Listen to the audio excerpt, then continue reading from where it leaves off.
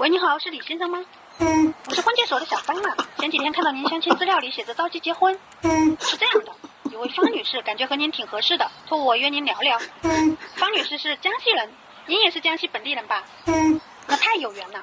方女士家里催婚挺着急，可以接受这个月马上结婚，所以想和您谈谈结婚条件，合适双方见面就可以领证了。方女士希望您可以给30万彩礼，婚后就可以生孩子。李先生您可太爽快了。方女士还看好了上饶一套房子，想和您一起买房，全款也就要120万。方女士愿意出20万积蓄，房本写她名字就行。那太好了，您看什么时候方便见面？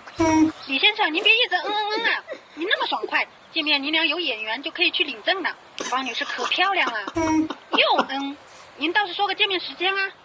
只会的。李先生你可别耍我。你真耍我呢。去你妈的。